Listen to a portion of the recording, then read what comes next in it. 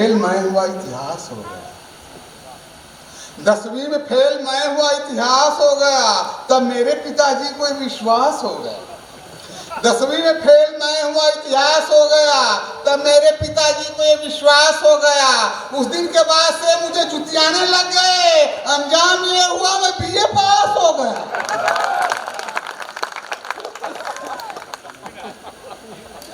10वीं में फेल मैं हुआ इतिहास हो गया, तब मेरे पिताजी को इतिहास। कैमरा मैन से गुजारिश है कि फोटो खींचते समय मुझे आंख ना मारे। मैं कोई लतीफा चुटकुला तो पढ़ता नहीं बस। हाँ, 10वीं में फेल मैं हुआ इतिहास हो गया, तब मेरे पिताजी को ये विश्वास हो गया। उस दिन के बाद से मुझे जुतियाने लग गए, अंजाम ये हुआ मैं बीए पास हो गया। जूते का और सर का संबंध पुराना है, जूते का और सर का संबंध पुराना है, सबने इसे देखा है, सबने इसे जाना है। जूते का और सर का संबंध पुराना है, सबने इसे देखा है, सबने इसे जाना है। रूठा हुआ दूल्हा यदि जूता देख पाएगा, सिकड़ी के बिना खिचड़ी चुपचाप वो खाएगा।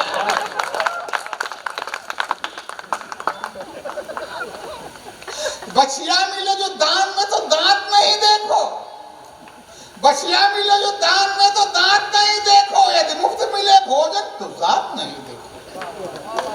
बछिया मिले जो दान में तो दांत नहीं देखो, अगर मुफ्त मिले भोजन तो जात नहीं देखो। जब हुस्न बुलाए तो दिन रात नहीं देखो।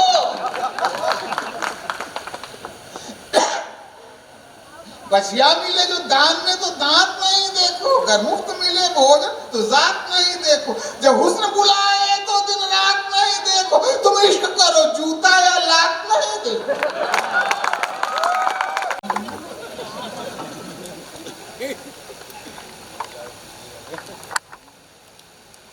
उससे पहले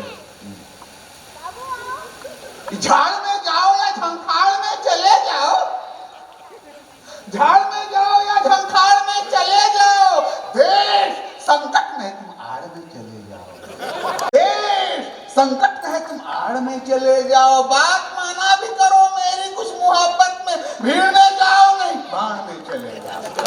संसार है, प्यार से माँ बाप है, भाई बहन परिवार, प्यार से ये धरा इंसान है, संसार है, प्यार से माँ बाप है, भाई ईमान। पत्नी जो करती है उसका धर्म है, ईमान है। प्रेमिका ने जो किया वह त्याग है, बलिदान है।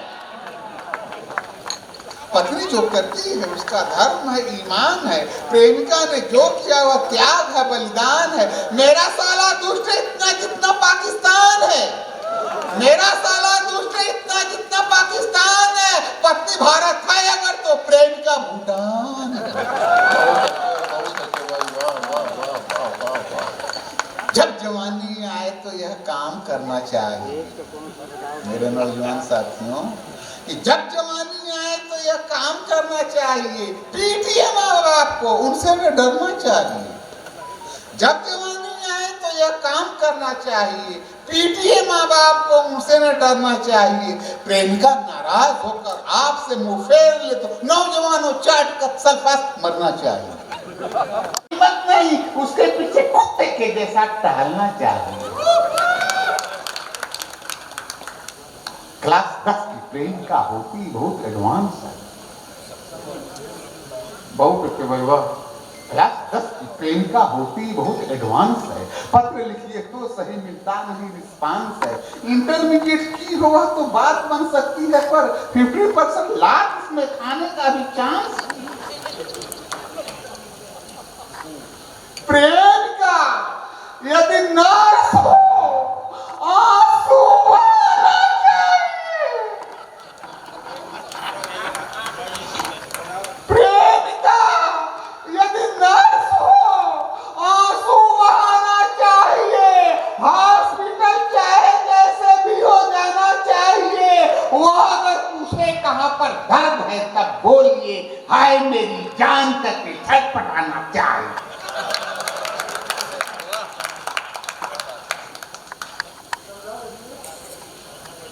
प्रेम का दिल तोड़ दे तो आह मत करना चाहिए। प्रेम का दिल तोड़ दे तो आह मत करना कभी, चाह करना पूर्ण है तो डाह मत करना कभी। मेरे बाबा ने बताया था मुझे मरते समय, प्रेमिका से कुल करो बस ब्याह मत करना कभी। माँ क्या है सोचो, पाँव की बस धूल है। बाप को अपना समझ के प्यार करना भूल है। प्रेमिका दो चार थप्पड़ आपको यदि मार दे तो आप बस इतना समझिए हाथ उसका फूल है।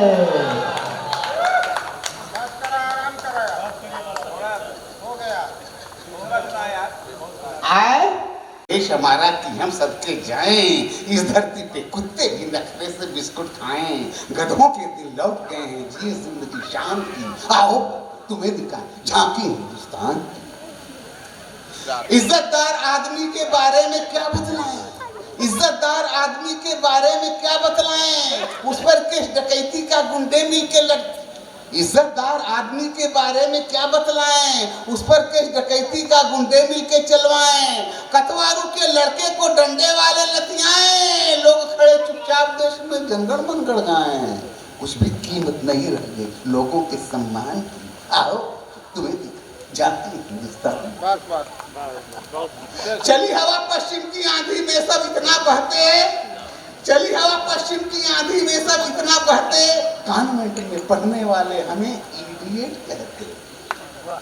चली हवा पश्चिम की आंधी में सब इतना बहते, कॉन्वेंट में पढ़ने वाले हमें इडियट कहते। अंग्रेजी का गुलाम बनकर हमें पड़ेगा रहना। अप टू डेट कुछ भारतीय नेताओं का है कहना कि हिंदी है शमशान की भाषा, उर्दू कब्रिस्तान की। आओ तुम्हें दिखाएं झांकी हिंदुस्तान। अहमद आदमी के नाम से जानती है। एक बार आप लोग ताली बजा करके अहमद आदमी के लिए जो है दाव से पसंद है, मैं उनका इस्तेमाल करता हूँ। जनाब अहमद आदमी।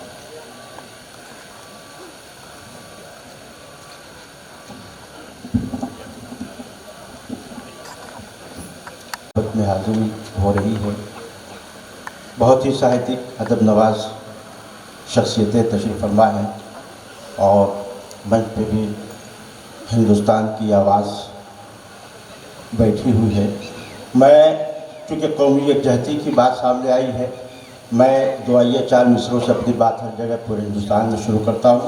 बहुत मोहब्बतों से आप सुन रहे हैं कि एक अच्छा इंसान बना दे या अल्लाह, एक अच्छा इंसान बना दे या अल्लाह, मेरी भी पहचान बना दे या अल्लाह, मेरी भी पहचान बना दे या अल्लाह।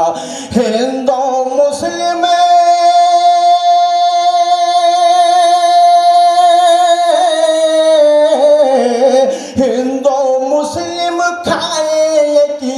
थाली में ऐसा हिंदुस्तान बना दे या अल्लाह, ऐसा हिंदुस्तान बना दे या अल्लाह। नफरत की तलवारें सबने तानी हैं, प्यार की बातें इन सब को समझानी है, प्यार की बातें इन सब को समझानी है। हिंदू मुस्लिम सिख ईसाई बाद में, सबसे पहले हम सब हिंदुस्तानी हैं, सबसे पहले हम सब हिंदुस्तानी हैं। नफरत की तलवारें सबने तानी हैं, प्यार की बातें इन सब को समझानी है। हिंदू मुस्लिम सिख ईसाई बाद में, सबसे पहले हम सब हिंदुस्तानी हैं, सबसे पहले हम सब हिंदुस्तानी हैं। कौमी यकजहती को ही रखते हुए, सामने रखते हुए चार मिसरे मैं हिंदुस्तान की परिभाषा आपके सामने देना चाहता हूँ। बहुत अच्छे भाई, वाह वाह। इसे गांधी कबीर आजाद की सब शान कहते हैं। इसे गांधी कबीर आजाद की सब शान कहते हैं। इसे अमनो अमा और एकता की जान कहते हैं। इसे अमनो अमा और एकता की जान कहते हैं। जो होली ईद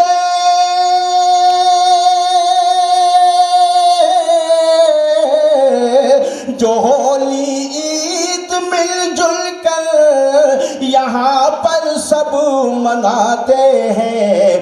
इसी माहौल को हम लोग हिंदुस्तान कहते हैं।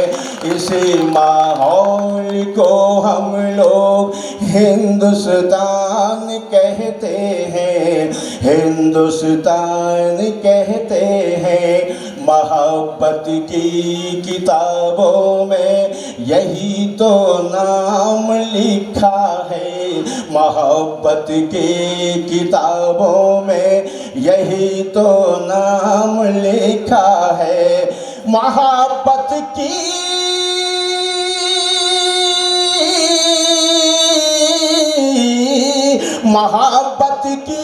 किताबों में यही तो नाम लिखा है।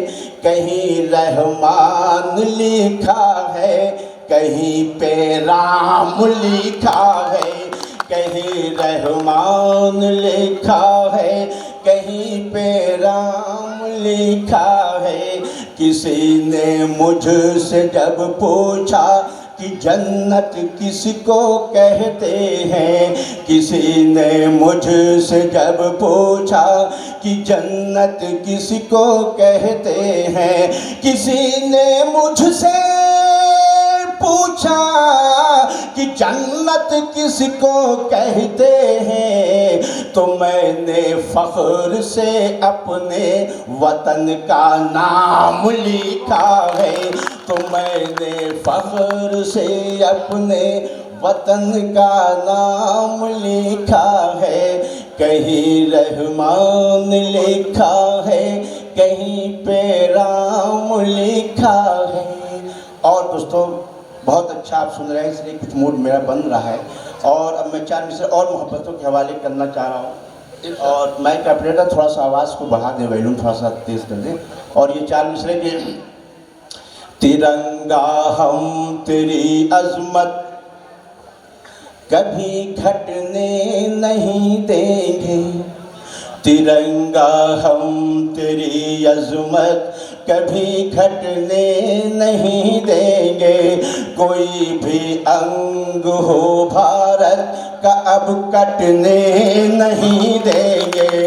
कोई भी अंग हो भारत का अब कटने नहीं देंगे। कसम खा कर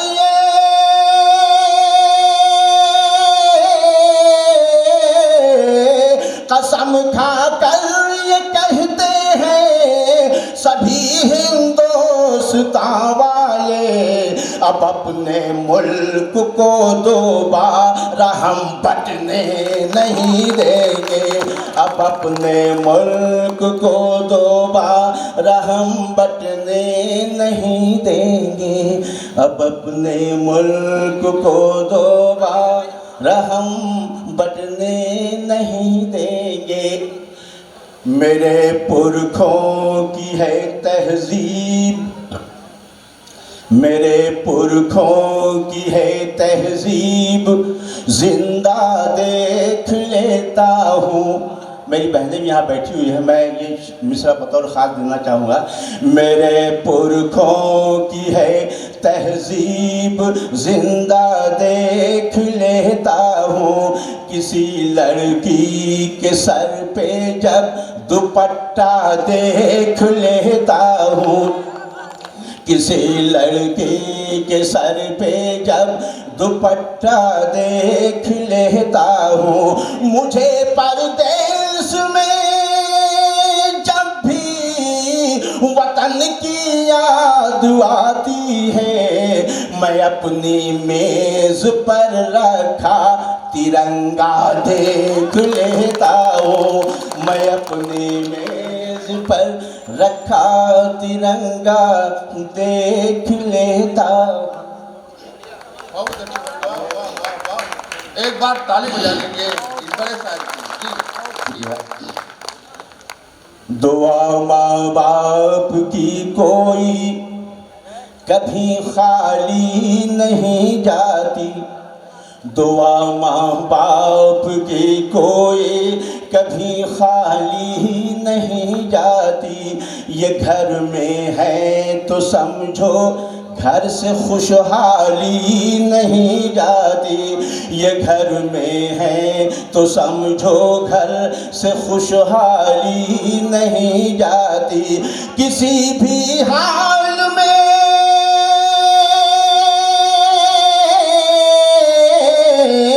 किसी भी हाल में माँ चार बच्चे पाल लेती है, जवां होकर इन्हीं बच्चों से माँ पाली नहीं जाती, जवां होकर इन्हीं बच्चों से माँ पाली नहीं जाती, जवां होकर इन्हीं बच्चों से माँ पाली नहीं जाती। और अब मैं अपने कुछ वो शेर जिससे मेरी पहचान बनी, मैं चाहता हूँ कि आपके खूबसूरत समातों के हवाले कर दूँ।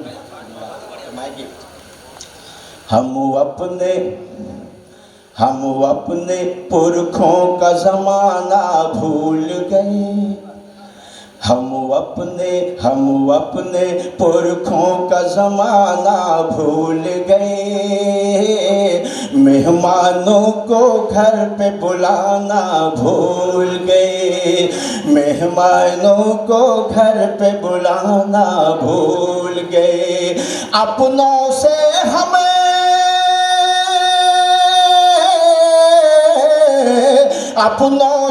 हम मिलना मिलाना भूल गए, शहर में आकर गांव का जाना भूल गए, शहर में आकर गांव का जाना भूल गए। और अब वो शेर मैं जिसके लिए मैंने ये पूरी गज़ल कही, मैं चाहता हूँ कि शहर में आकर गांव का जाना भूल गए, बीवी की फरमाइश पूरी करने में, बीवी की फरमाइश पूरी करने में, बीवी की फरमाइश पूरी करने में, बूढ़ी माँ का चश्मा लाना भूल गए, बूढ़ी माँ का चश्मा लाना भूल गए। और ये भी शेर, गलियां अब भी नदियां बनकर बहती हैं, गलियां अब भी नदियां बनकर बहती हैं, गलियां अब भी नदियां बनकर बहती हैं, कागज की हम नाव बहाना भूल गए, बच्चे अब तो इंग्लिश पोएम रटने में, बच्चे अब तो इंग्लिश पोएम रटने में, बच्चे अब तो इंग्लिश पोएम रटने में, अपने वतन का कौमी तराना भूल गए। मंदिर मस्जिद के चक्कर में लोग अहमद, मंदिर मस्जिद के चक्कर में लोग अहमद, मंदिर मस्जिद के चक्कर में लोग अहमद, राम खुदा को दिल में बसाना भूल गए।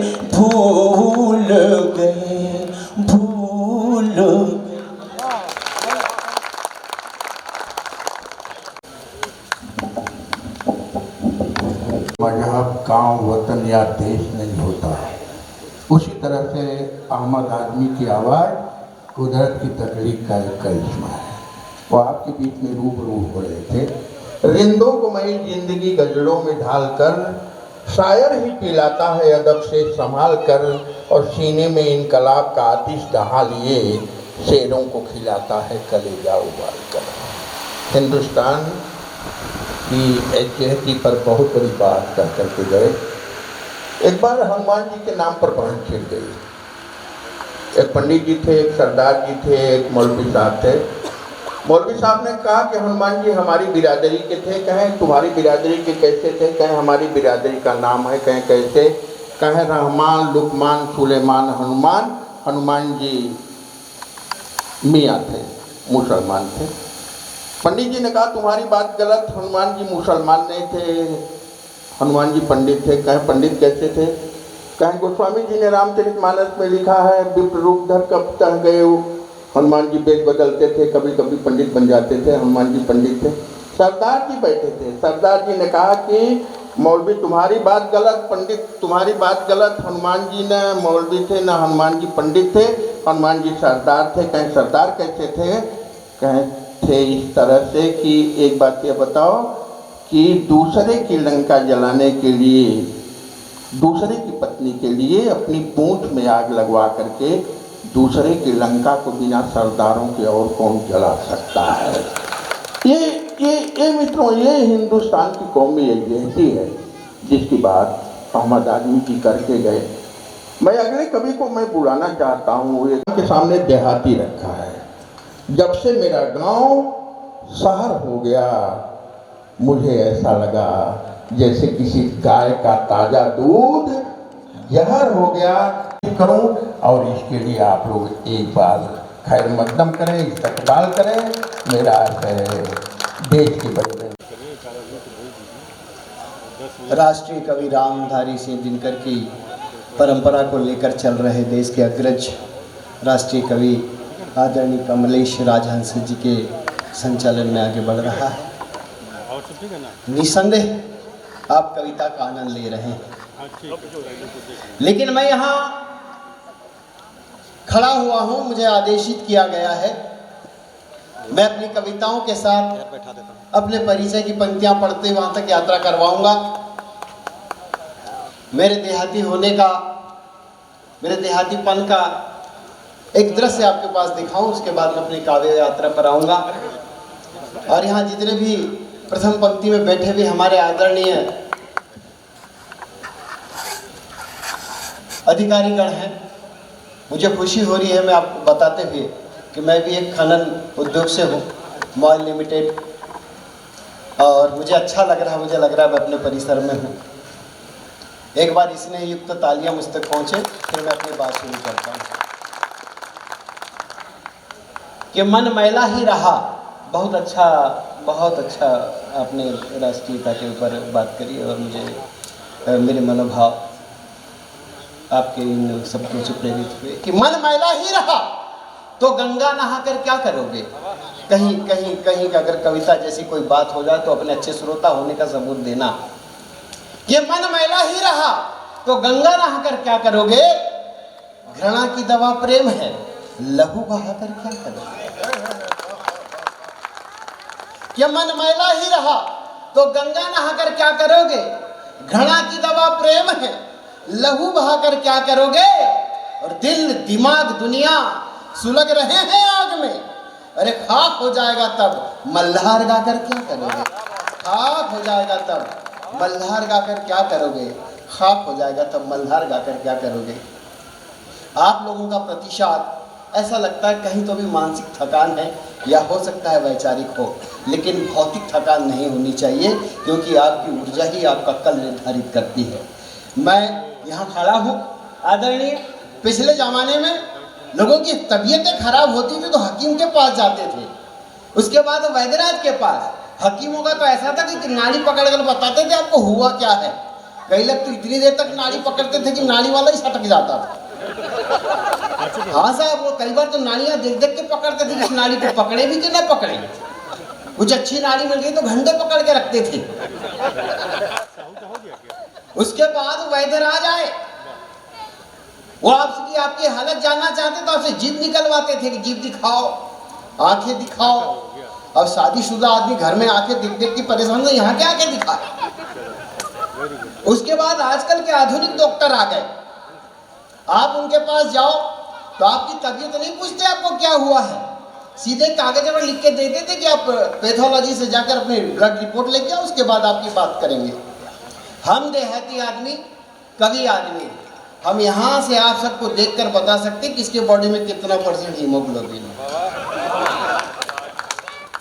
यहाँ अच्छी बात हो और उसके बाद भी आदमी मुंह लटकाया बैठे रहे और ऐसी मरियल सी ताली बजाए तो समझ जाना उसकी बॉडी में 60 to 70% हीमोग्लोबिन है। और आपकी बॉडी में 70 to 80% हीमोग्लोबिन होगा तो आपका सर थोड़ा उठेगा और तालियां ऐसी बज सकती है। लेकिन अगर आपकी बॉडी में 100% हीमोग्लोबिन है तो आपके हाथ ऐसे उठेंगे, तालियां बजेंगी तो यहाँ से पूरा एनसीएल गूंज उठेगा। मैं देखना चाहता हूँ आपके बॉडी में कितना % हीमोग्लोबिन है। क्या अद्भुत अद्भुत, यहाँ तो सारे लोग उत्साही हैं, बलशाली हैं, क्षमतावान हैं। वाह, ऐसे लोगों के बीच में मैं कविता पढ़ रहा हूँ, अच्छा लग रहा है। हर बार दिया बुझने की वजह हवा नहीं होती, कई बार उसका तेल भी खत्म हो जाता है। तो तेल बनाए रखना, हवा से हम लड़ लेंगे। जब वातावरण प्रदूषित हो तो हम बात करते हैं कि लहू लुहान घर आंगन है, बंद सुलह के रास्ते, अमन के गीत गाऊं तो भला मैं किसके वास्ते। और शोलों की शक्ल लेने लगे हैं जब से चराग, बहारों ने भी बदल दिए हैं अपने रास्ते, बहारों ने भी बदल दिए अपने रास्ते, बहारों ने भी बदल दिए अपने रास्ते 100%। नहीं है, नहीं है, नहीं है। और है तो एक बार मुझे बताइए कि 100% है हीमोग्लोबिन है या क्या बोलते हैं देहाती में अक्ल नहीं होती। मैं कहता हूँ कि होती है, दूसरे टाइप की होती है। कैसे होती मैं बताता हूँ आपको। आदरणीय, हम खदान में काम करने वाले लोग देहाती होते हैं, लेकिन कुछ देहाती अलग किस्म के होते हैं। पिछले दिनों मेरा केबीसी में सिलेक्शन हो गया, मैं मुंबई गया। अमिताभ बच्चन जी ने कहा कि तुम्हारा नाम दिनेश देहाती, अक्कल वक्कल है। मुझे अच्छा नहीं लगा, मैंने कहा आदरणीय आपसे ज्यादा ही होगी। उनका दिमाग खराब, बोले आदमी देहाती तो है, बेहुदा भी है। मैंने कहा देखिए, मैं गारंटी के साथ बोलता हूँ, मैं जब यहाँ तक आया हूँ तो अक्ल तो होगी, और मैं तो दावे के साथ कहता हूँ कि आपसे ज्यादा ही होगी। बोले सुनो मिस्टर, उस हॉट सीट में बैठने के पहले मैं तुम्हारा ऑडिशन लूंगा, और ऑडिशन में पास हो गए तो वहाँ बैठने मिलेगा, वरना यही सब लौटा दूंगा। मैंने कहा आप चाहे जो कर लो, लेकिन मैं दावे के साथ कहता हूँ कि आपसे ज्यादा ही है। बोले फिर बदतमीजी कर रहा है। बोले इधर आओ। बोले बैठो। मैंने कहा बैठ गया। बोले बता तुम्हारा जनरल नॉलेज क्या है। मैंने कहा देखा आपसे, मैं कह रहा हूँ अमिताभ जी आपसे ज्यादा ही है, और अगर इस वाक्य के अंत में लगे कि मेरा नॉलेज उनसे ज्यादा है तो एक एक हाथ 100% में दिखे। मैंने कहा साहब मैं बैठता हूँ। बोले ठीक है बैठो, बताओ तुम्हारा जनरल नॉलेज। मैंने कहा मैं आपके बारे में बताता हूँ आदरणीय। आपका नाम श्रीमान अमिताभ बच्चन, आपके पिताजी का नाम श्रीमान हरिवंश राय बच्चन, आपकी माता जी का नाम श्रीमती तेजी बच्चन, आपकी पत्नी का नाम श्रीमती जया बच्चन, आपके बेटे का नाम श्रीमान अभिषेक बच्चन, आपकी बहू का नाम श्रीमती ऐश्वर्या राय बच्चन। मैंने कहा ठीक है। बोले हाँ ठीक है। मैंने कहा अब आप मेरे बारे में बताओ।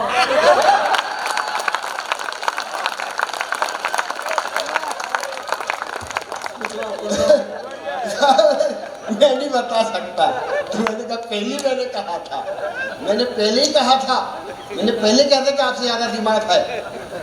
बोले और क्या जानते हो। मैंने कहा मैं बताता हूँ मुंबई में चर्च गेट कहाँ है, मुंबई में बीटीसी कहाँ है, मुंबई में इंडिया गेट कहाँ है। बोले बता सकते हो। मैंने कहा बता देता हूँ। मैंने कहा तुम बता सकते हो मेरे बालाघाट में कौली मोहल्ला कहाँ है।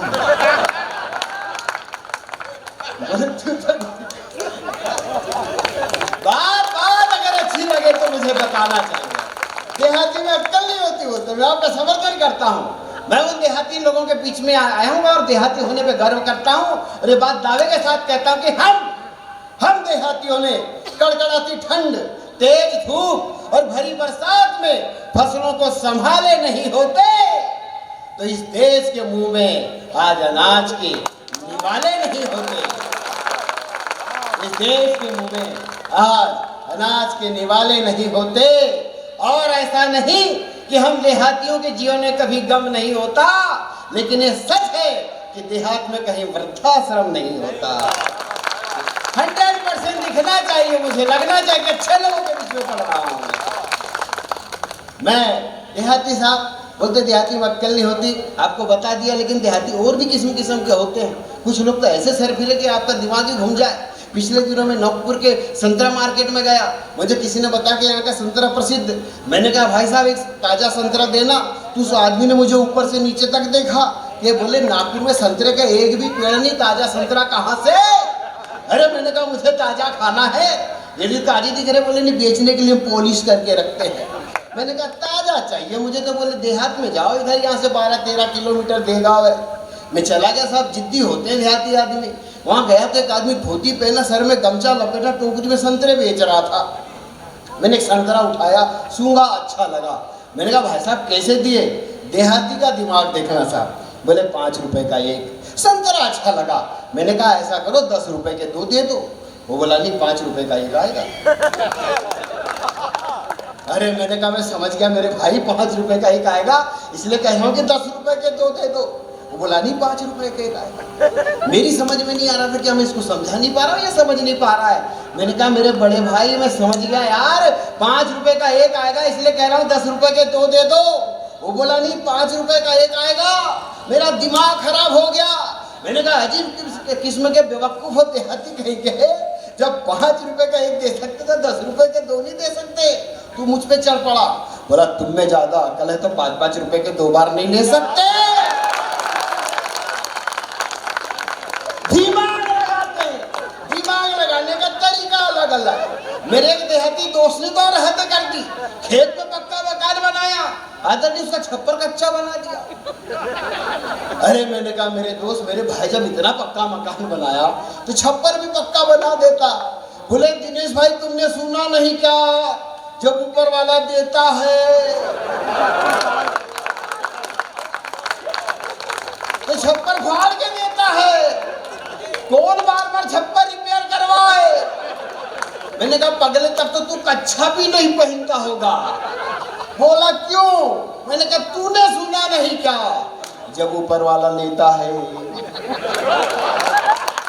100% तो कच्छा भी उतार देता है। दिमाग लगाते हैं, दिमाग लगाने का तरीका अलग अलग। बड़ी भयंकर जगह होती देहात में कभी कभी साहब। एक जगह देहात में कवि सम्मेलन पढ़ने के लिए गया मैं, तो मेरे पेट में दर्द उठा। तो मैंने आयोजक से कहा भाई साहब मेरे पेट में दर्द उठा, मैं कविता नहीं पढ़ पाऊंगा, कहीं डॉक्टर है क्या, अस्पताल है क्या? अरे बोले देहात में कहाँ का अस्पताल? मैंने कहा कुछ तो होगा। बोले डिस्पेंसरी है। मैंने कहा तुम्हारे यहाँ तो स्ट्रीट लाइट भी नहीं, मैं डिस्पेंसरी कैसे ढूंढूंगा? बोले इस गली से चले जाओ, जिस घर पे भी दिए जलते दिखे समझ जाना डिस्पेंसरी है। साहब दर्द बहुत ज्यादा था, मैं परवाह किए बगैर अंधेरे की आगे चला गया। तो एक घर पर देखा वहां 5 दिए जल रहे हैं।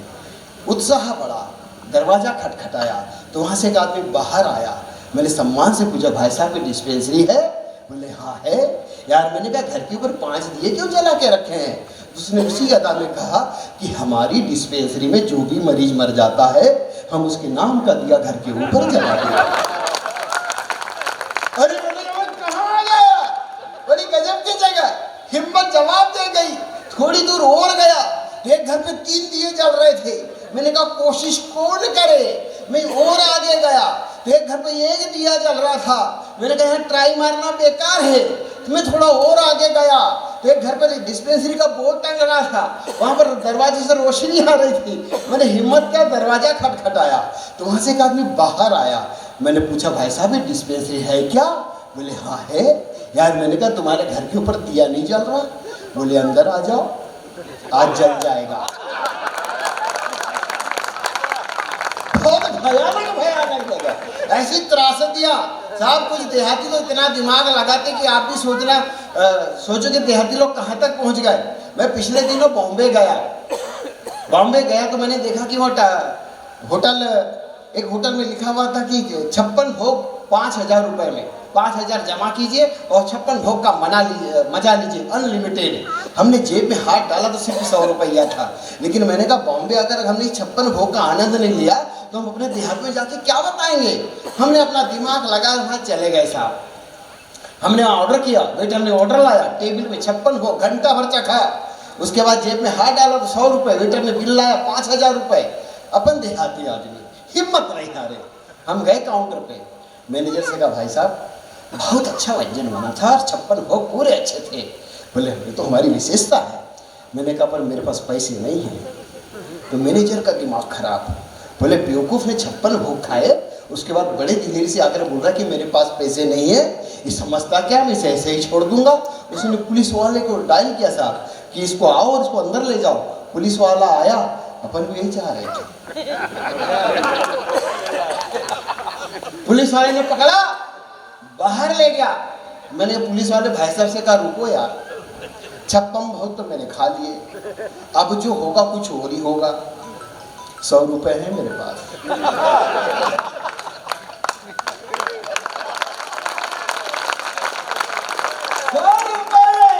56 भोग का मजा देहाती लेके आ गए।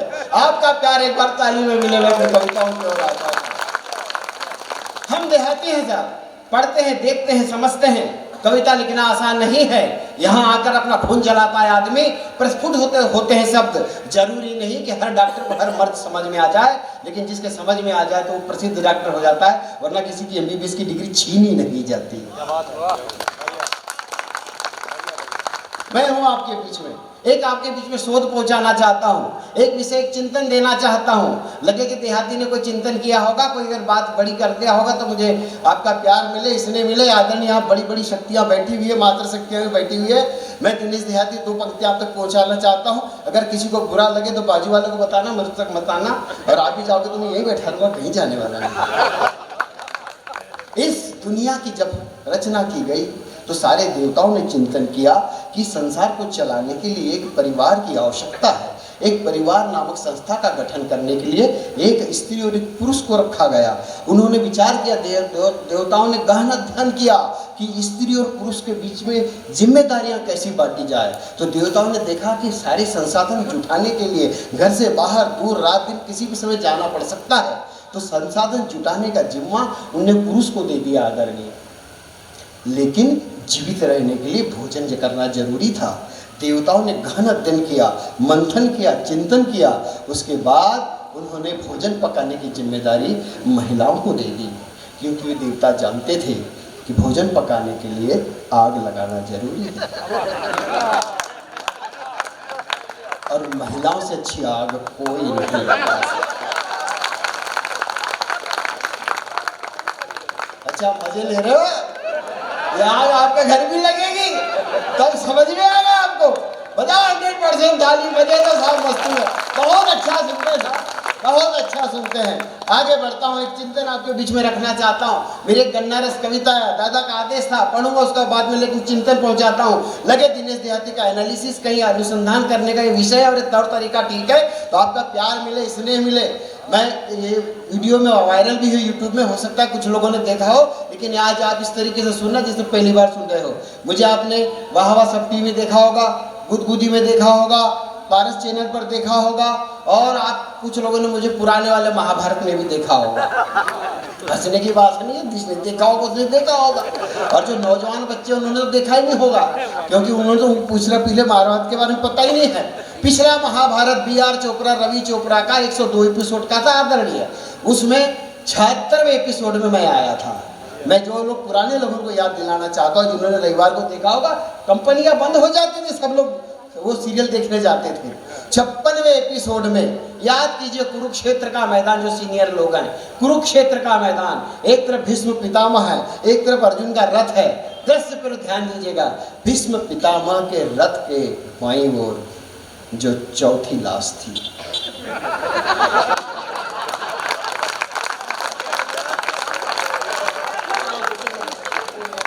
उसका रोल मैंने किया था। चूंकि लाश औंधी पड़ी हुई थी, इसलिए मेरा चेहरा किसी को याद नहीं। मजे लीजिए, क्या करेंगे परेशान होकर। मैं चाहता हूँ कि मेरे कारण आपके मुखमंडल पर थोड़ी सी हंसी आ जाए तो मेरी 1000 किलोमीटर की यात्रा सफल हो जाए साहब। एक बार अपने लिए तालियां बजा दी साहब, क्या ऊर्जावान होता था, गजब के। इतने खुश होता आदमी देखने नहीं मिले। दिन भर मेहनत करते हैं, मशक्कत करते हैं, उसके बाद में हंसते खिलखिलाते हैं। ऐसी जिंदा दिली तो सिर्फ कोयला खदानों में पाई जा सकती है और कहीं नहीं पाई जा सकती साहब। हम कोयला निकालते हैं, जिस्म और हाथ काला करते हैं, तब भी गर्व है हमें कि हम देश में उजाला करते हैं। तब भी गर्व है हमें कि देश में उजाला करते हैं। ऐसे लोगों के बीच में मैं पढ़ रहा हूँ। मैं अपनी एक बात रखता, पिछले दिनों उड़ीसा की यात्रा किया। जब मैं उड़ीसा जाता हूँ तो महाराष्ट्र का नाम लेता हूँ, महाराष्ट्र का नाम जब मैं जाता हूँ तो कर्नाटक का नाम लेता हूँ। पिछले दिनों में उड़ीसा गया साहब, तो वहाँ पर देखा कि सरकारी स्कूलों में पढ़ाई का मामला थोड़ा सा ठीक ठाक नहीं है। कभी सम्मेलन रात में था, दिन में हम खाली बैठे थे, तो बच्चे वहाँ स्कूल में घूम रहे थे, खेल रहे थे, कूद रहे थे। मैंने कहा इधर आओ बच्चों, स्कूल में खेल कूद रहे हो, पढ़ाई नहीं होती क्या? बच्चे आकर जमा हो गए, बोले सर होती है। मैंने कहा कब होती है? बोले छुट्टी के दिन होती है। अरे मैंने कहा छुट्टी के दिन कैसे होती है? बोले शुरू के 3 दिन तो गुरुजी नहीं आते। मैंने कहा बाद के 3 दिन तो बोले हम ही नहीं जाते। मैंने कहा छुट्टी के दिन कैसे होती है? बोले गुरुजी मोटरसाइकिल से हमारे मोहल्ले के चौक में आ जाते हैं और बच्चों को जमा करके बोलते हैं बेटा इस हफ्ते हिंदी के अध्याय 5-6 पढ़ लेना। बोले इस तरह से अगले हफ्ते फिर चेक कर लेते हैं। मैंने कहा बहुत अच्छा। मैंने तुम्हारा जनरल नॉलेज ठीक है? उनको समझ में नहीं आया। मैंने कहा तुम्हारा सामान्य ज्ञान ठीक है? बोले ठीक है सर। मैंने कहा बैठो। वो बैठ गए। मैंने एक लड़के को इशारा किया, मैंने कहा बेटा खड़ा हो। मैंने कहा बता बेटा 2 अक्टूबर को क्या हुआ था? तो उस लड़के ने बड़ी शालीनता से जवाब दिया कि सर 2 अक्टूबर को महात्मा गांधी का जन्म हुआ था। मैंने कहा वेरी गुड। मैंने कहा बता बेटा 14 नवंबर को क्या हुआ था? उस लड़के ने उसी शालीनता से जवाब दिया कि सर 14 नवंबर को महात्मा गांधी 1.5 महीने के हो रहे थे। समझ में आई तो बजाय ताली वहां से यहाँ तक। बच्चे जवाब देते हैं, बच्चे जवाब देते हैं। उसने भी जवाब दिया। मुझे ऐसा लगा कि इस बच्चे को सिर्फ महात्मा गांधी के बारे में ही पता है, आगे इसकी जानकारी ठीक नहीं है। मैं सोचा चलो इसको महात्मा गांधी के बारे में ही पूछते हैं। मैंने कहा बता बेटा महात्मा गांधी की हत्या किसने की थी? तो वो नीचा सर करके सुबकने लगा। तो उसमें बाजू वाले लड़के को खड़ा किया। मैंने कहा बता बेटा महात्मा गांधी की हत्या किसने की थी?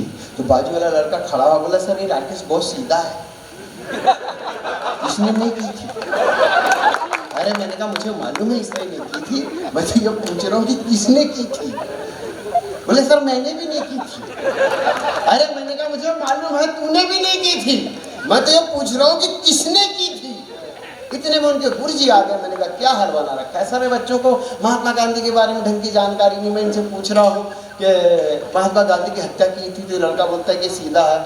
तो सर बोलते सर मेरी क्लास के पूरे बच्चे सीधे हैं, उसमें से किसी ने नहीं की थी। अरे मैंने कहा मुझे मालूम है किसी ने नहीं की थी, मैं तो पूछ रहा हूँ कि किसने की थी। बोले सर स्कूल में से तो किसी ने नहीं की थी और मेरा ख्याल है कि इस गांव में भी वो है, किसी ने नहीं की थी। मैंने कहा क्या हाल मचा रखा है यार। इतने में उनके प्रधान अध्यापक आ गए। मैंने कहा आदरणीय प्रणाम, आपका स्कूल है, आपकी देख में चल रहा है, मैं बच्चों से पूछ रहा हूँ गांधी जी की हत्या किसने की थी? तो कोई जवाब नहीं दे रहा है, कोई बोलता सीधा है और ये बोल रहे पूरे गाँव। प्रधान अध्यक्ष बोले आप कैसी बात कर रहे हैं? ये क्षेत्र पूरा शांतिप्रिय क्षेत्र है, यहाँ पर कोई न उद्दंडता होती है, न तांडव होता है, न गलत काम होता है। इवन इस घर में किसी का तो डंडे और कोई हथियार भी नहीं है, तो कैसे संभव है इसके यहाँ से कुछ हुआ होगा? यहाँ से किसी ने नहीं की थी। अरे मैंने कहा मुझे मालूम है इधर की यहाँ से किसी ने नहीं की थी। मैं तो ये पूछ रहा हूँ कि किसने की थी। तब इस कवि हृदय में 2 पंक्तियाँ आती है कि हम अपनी शालाओं में शिक्षा की कौन सी तस्वीर उतार रहे हैं। ये सच है कि गांधी जी को नाथूराम गोडसे ने मारा था, लेकिन आज हम सब के सब महात्मा गांधी को मार रहे हैं। लेकिन सब के सब मिलकर महात्मा गांधी को मार रहे हैं। दृश्य है बात वहाँ तक जानी चाहिए। किसी को औपचारिक शिक्षा देने के बजाय कम दो लेकिन पूरी शिक्षा देनी चाहिए। अगर ऐसा नहीं हुआ तो कभी कभी कुछ होता है। आदरणीय क्षमा चाहूँगा, एक एनालिसिस आपके सामने रखना चाहता हूँ।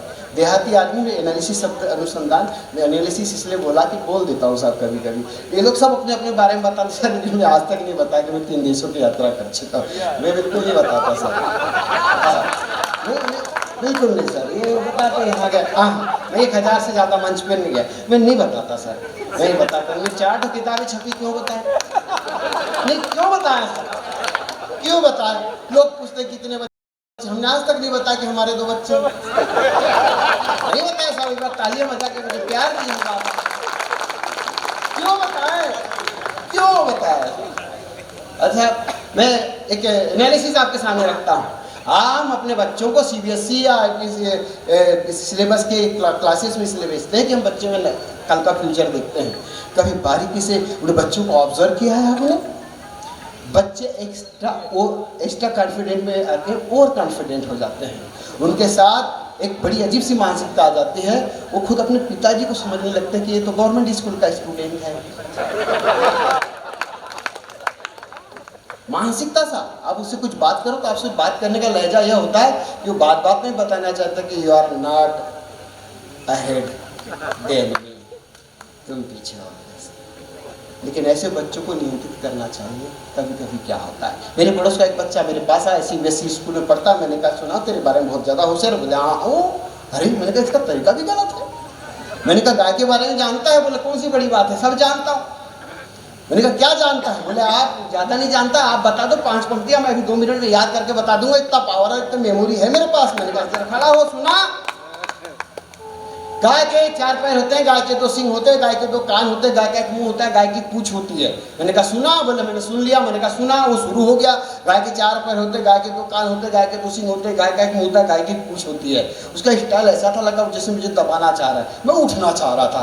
मैंने कहा अच्छा कुत्ते के बारे में बताओ। लड़का उसी रफ्तार से शुरू हो गया। कुत्ते के 4 पैर होते, कुत्ते के 2 कान होते, कुत्ते की 2 आंखें होती, कुत्ते का मुंह होता, कुत्ते की दुम होती है। मैंने कहा तो ज़्यादा ही होशियार बन रहा। मैंने कहा आदमी के बारे में बता। लड़का शुरू हो गया। आदमी के 2 पैर होते हैं, आदमी के 2 हाथ होते हैं, आदमी की 2 आंखें होती है, आदमी का मुंह होता है, आदमी की दुम होती है।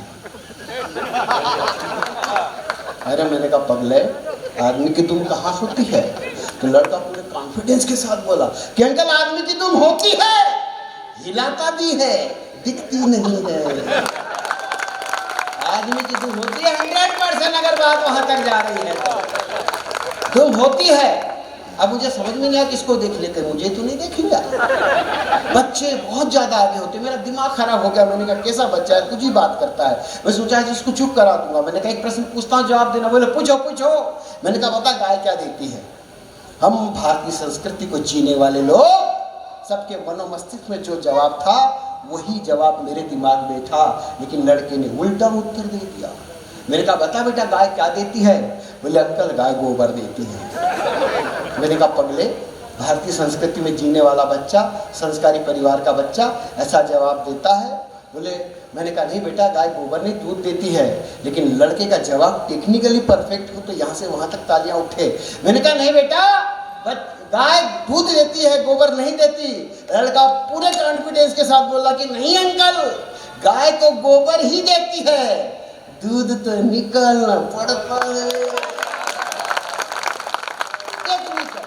टेक्निकली परफेक्ट, गजब का साहब। उसका जवाब सुन के मैं हचपच। मैंने कहा इससे ऐसा प्रश्न पूछूं ये चूकी हो जाए। मैंने कहा बता, पहले मुर्गी या अंडा? ये सदियों से उछलते आ रहा है प्रश्न। मैंने कहा अब तो बच्चा चुप हो जाएगा। मैंने कहा बता पहले मुर्गी या अंडा?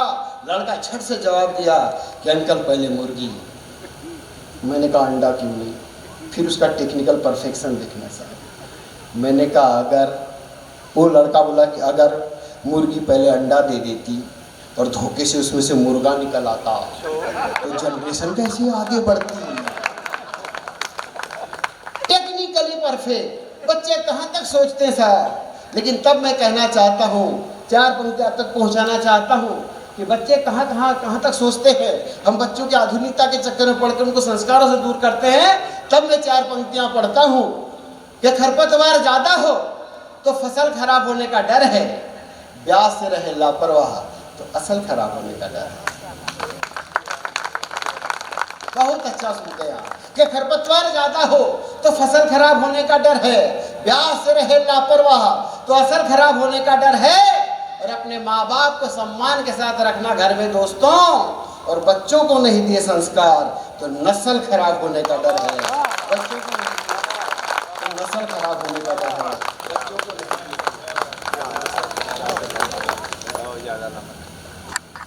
मैं प्रिंसिपल था, एक बार एक बच्चे से मैंने प्रश्न किया कि गांधी जयंती के विषय में क्या जानते हो।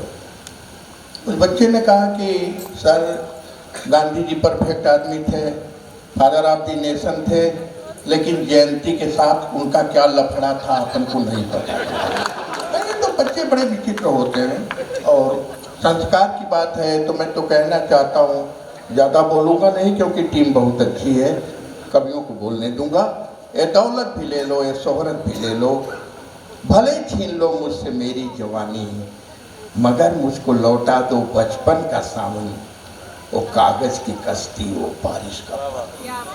और इसी से हमारे बच्चों में संस्कार आएगा। हमारे बीच में हमारे शिष्यवत बलराम बेल बंसी जी श्रमिक सेनापति भी हैं और बड़े अच्छे कवि हैं, और सामने हमारे बैठे हुए हैं। अब मैं चल आगे बढ़ता हूँ। फागुनी माहौल है मित्रों, और जिस शख्सियत को मैं आवाज़ देना चाहता हूँ उनके लिए कहना चाहता हूँ कि दूर कहीं बंजारा तेल रहा बांसुरी, एक गीत और लिखो फागुन के नाम का। मैं चाहता हूँ कि फागुनी माहौल यहाँ पर हो, फागुनी अंजाम यहाँ पर हो, लेकिन इस तरह से नहीं होगा। जब तक आप ताली नहीं बजाएंगे तब तक फागुन लौट करके नहीं आएगा। मैं आदरणीय डॉक्टर काव्या मिश्रा को दावते सुखम दे रहा हूँ आपके। ताली तो अभी से बजाओ। हाँ, उन्होंने इतना ज़्यादा आपको बतला ही दिया। वैसे भी मुझे मालूम है कि प्रॉब्लम ज़्यादा होगा यहाँ पर, क्योंकि जो कोयला पचा ले। बताइए, हम लोग सुबह सुबह जब आए तो ड्राइवर साहब हमसे बोले, हमने कहा अरे यहाँ कोई मास्क नहीं लगाए हुए है ऐसा। हमारे यहाँ नहीं होता है कोरोना, हम लोग को असर ही नहीं होता, हम लोग के गांव में है ही नहीं। शहर के लोग हो बिस्लरी पीने वाले हो, हम लोग को लगा कि शायद यहाँ रहना जरूरी है। सुनिए, आपसे जुड़ने की कोशिश करती हूँ, पुनः आप सबको प्रणाम तो करती हूँ। डीएम साहब से कहकर एक क्वार्टर अलाट करवा देता हूँ।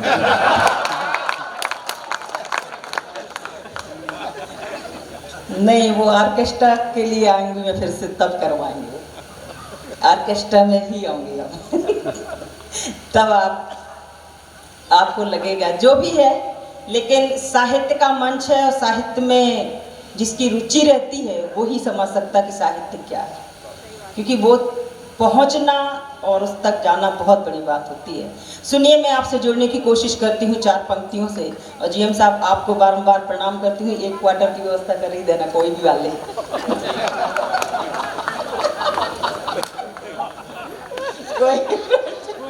सुनिए कि तुम्हारे दर पे आई हूँ, मुझे अपना बना लेना, गीत नव छंद लाई हूँ, इन्हें दिल में सजा लेना। कोई जो बात कर मेरी तुम्हारे दिल को छू जाए, मुझे आशीष दे देना, जरा ताली बजा देना, मुझे आशीष दे देना, जरा ताली बजा देना। एक छंद से मैं अपना परिचय देना चाहती हूँ आपके बीच में कि छुप छुप गोपियों से माखन चुराओ भले, बांसुरी की धुन ब्रज में बिखर जाएगी, और चांद भले बादलों में छुप जाए कुछ देर, चांदनी तो क्षण भर में उभर आएगी। घूंघट की ओटने छुप छुप चोट करे, चोट को छुपाओगे तो आंख भर आएगी, और कहती है काव्य को छुपाए छुप सके नहीं, काव्य रस धार भला कैसे छुप पाएगी, काव्य रस धार भला कैसे पाएगी, काव्य रस धार भला कैसे छुप पाएगी। तुम्हारे और मेरे बीच में एक ऐसी दूरी है, चले आओ कि अब मिलना जरूरी है। बिना राधे कभी घनश्याम पूजे ही नहीं जाते, वो मेरे श्याम तेरे बिन तेरी राधा, राधा राधा राधा राधा राधा राधा राधा, ओ मेरे श्याम तेरे बिन तेरी राधा अधूरी है। तालियां थोड़ा सा हीमोग्लोबिन कम होगा मेरे यहाँ कहीं, मतलब देहाती में ज़्यादा गंदी मुझे लग रहा है। सुनिएगा, एक ये प्रांगण बिल्कुल वृंदावन की तरह लगता है। एक छंद आपको फिर जोड़ने की कोशिश करती हूँ, आगे काव्य पाठ में थोड़ा थोड़ा मुझे जागने दो, कि बिल्कुल वृंदावन की ओर आपको ले चलती हूँ मैं इस छंद से। आप 2 मिनट मेरा साथ दीजिए और वृंदावन की शेयर करते सुनिए। इसके छंद की शब्दावली और अंकावली पर विशेष ध्यान चाहूंगी और मंच का भी विशेष ध्यान चाहूंगी। सुनिएगा कि हाथ में मिला के हाथ 2 कदम में चलो सर, 4 पग में ही 8 में घूमी आऊं, और करके 16 श्रृंगार 32 आभूषण धार, 64 कला वाले के धाम में घूमी आऊंगी। रूप को जरा संभाले ग्वालन का रूप धार, गोकुल के ग्वाले के मैं गाँव में घूमे आऊंगी, और नैनों को कर बंद प्रीत के पढ़ूंगी छंद, पलक झपक ब्रज धाम में घूमे आऊंगी, पलक झपक ब्रज धाम में घूमे आऊंगी, पलक झपक ब्रज धाम में घूमे आऊंगी। एक श्रृंगार मनोहार की कवित्री हूँ, एक गीत की ओर आपको ले चलती हूँ। अगर आप लोग थोड़ा सा उत्साहित हो जाएं तो, वैसे आप बहुत गंभीरता से सुन रहे हैं मुझे मालूम है, क्योंकि इस गीत को लेने के लिए आपको अपने अपने प्यार में खोना है। सुनिए, मैं भी अपना ही अनुभव आपके बीच में रखती हूँ। एक मुक्तक से पहले जुड़ती हूँ, फिर वो, क्योंकि जब हम प्यार में होते हैं तो एकांत में और प्रकृति के सौंदर्य में, प्रकृति में ही खो जाना चाहते हैं, उसमें ही हम अपने आप में खो जाते हैं, और वो पल बहुत खूबसूरत पल होते हैं, और वो कोई पाप और गुनाह नहीं होता जीवन में। प्यार परमात्मा तक पहुंचाने का एक साधन भी है। तो उस समर्पण को आपके बीच में रखना चाहती। सुनिएगा प्यार की भाषा कि प्रीत का गीत हूँ मैं, प्रीत का गीत हूँ मैं, झूम के गाली मुझको, प्रीत का गीत हूँ मैं, झूम के गाले मुझको, मैं हूँ मासूम गजल होठों पे सजाली मुझको, मेरी हसरत है रहूं आँखों में बनकर तेरी, बहुत अच्छे भाई, वाह। मेरी हसरत है रहूं आँखों में बनकर तेरी, बना के नैनों का काजल सा सजाली मुझको, बना के नैनों का काजल सा सजाली मुझको। अच्छा एक काव्या ये बताओ कि तू औरत है कि इच्छाधारी नागिन है क्या?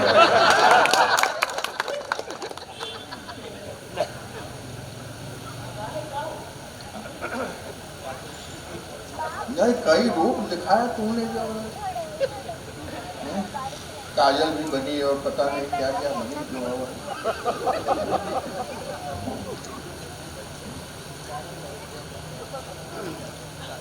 सुना ना, सुना और इधर मत।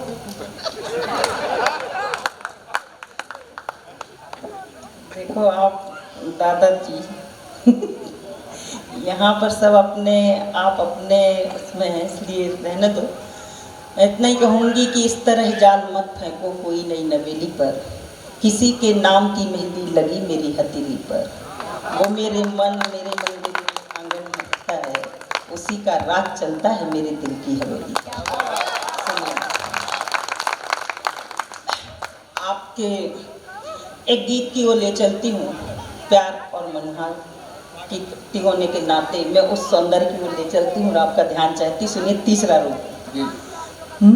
मैं याद कर रही हूँ और आप भी अपने अपने पलों को याद करिए। याद आ रहे मीठे वो पल, कैसे कह दूं कैसे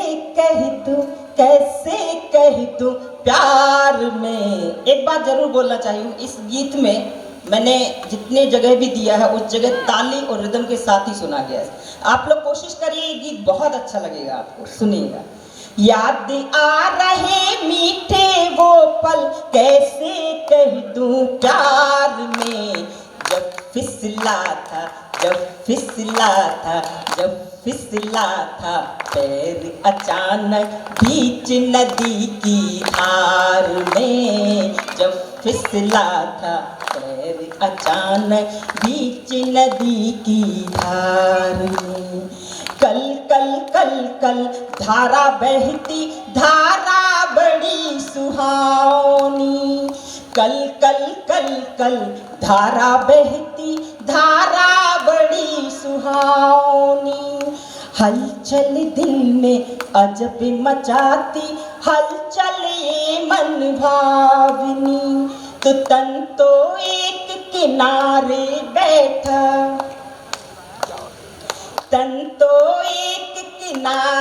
बैठा, मन पहुंचा मझधार में। जब फिसला था पैर अचानक बीच नदी की धार में। जब फिसला था पैर अचानक बीच नदी की धार में। मन ही मन में दिल से दिल का एक दूजे का हो जाना।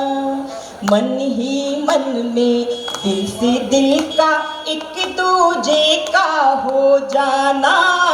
मन ही मन में दिल से दिल का एक दूजे का हो जाना। अखियों से अखियों की बातें मौनी अधर का हो जाना। तो दिल हमें अपना हार चुके, दिल हमें अपना हार चुके हैं नैनों के व्यापार में।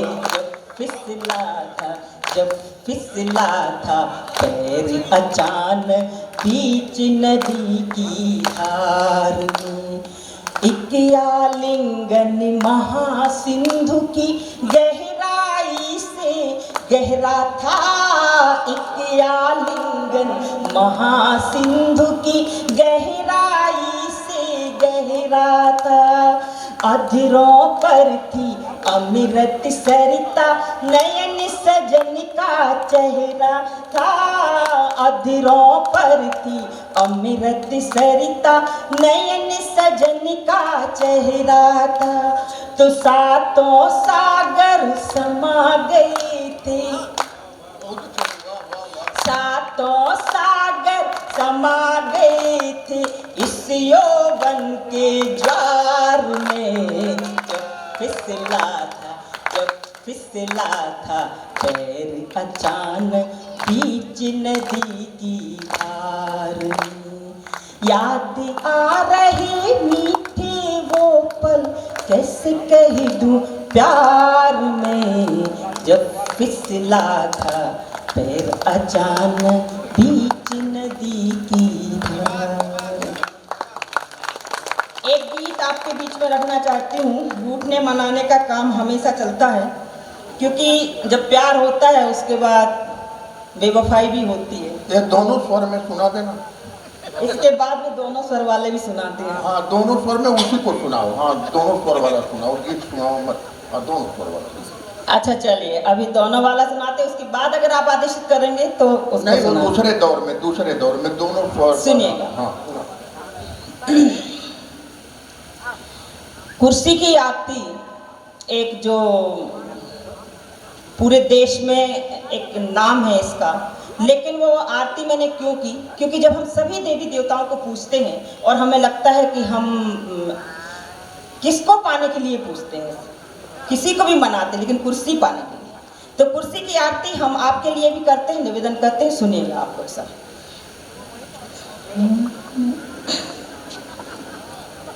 जय जय जय कुर्सी माता, आरती तो ताली से होती है। जय जय जय कुर्सी माता, नेता का तुमसे नाता, अफसर सब तेरे भ्राता, गुंडों की तू है साता, हम सब उतारे तेरी आरती। ओ मैया हम सब उतारे तेरी आरती। कुर्सी माता, नेता का तुमसे नाता, अफसर सब तेरे भ्राता, गुंडों की तू है साता, हम सब उतारे तेरी आरती। ओ मैया हम सब उतारे तेरी आरती। तेरे दर पे नेताओं की भीड़ पड़ी है भारी, मैया भीड़ पड़ी है भारी, देश बेच कर खा जाएंगे, कर कर तुझ पे सवारी, मैया कर कर तुझ पे सवारी। नेता बनाने वाली, झंडे लगाने वाली, चोरों के घर तू विराजती। ओ मैया हम सब उतारे तेरी आरती। जिस पर तेरी कृपा दृष्टि हो उसके हो पवार, मैया उसके हो पवार। जिस पर तेरी भ्रुकुटी तले उसके बजते हैं बार, मैया उसके बजते बार।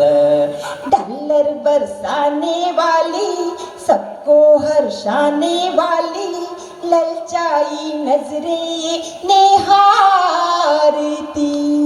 ओ मैया हम सब उतारे तेरी आरती। हत्यारे भिखमंगे बनकर आते द्वार तुम्हारे, मैया आते द्वार तुम्हारी। मठाधीश महंत हो गए आकर तेरे द्वारे, मैया आकर तेरे द्वारे। चले करेंसी जाली, चर गए सारी हरियाली, चेहरे पे चेहरे तू उतारती। ओ मैया ओ मैया ओ मैया ओ मैया ओ मैया ओ मैया, अरे तो ओ मैया हम तब ताले तेले आलती। मैं अपनी मुट्ठियों में रात दिन दिन मान रखती हूँ, खुद अपने आप से मैं मेरी पहचान रखती हूँ। गमों की राजधानी है मेरा दिल, मानती हूँ मैं गमों को दिल में, होंठ पे मुस्कान रखती हूँ।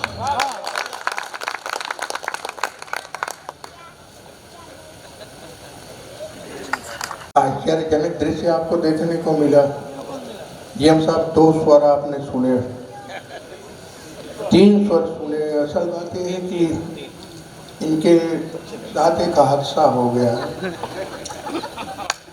इनके घर के बगल में पीपल का पेड़ है, वहाँ पर एक जिन्नात रहता था।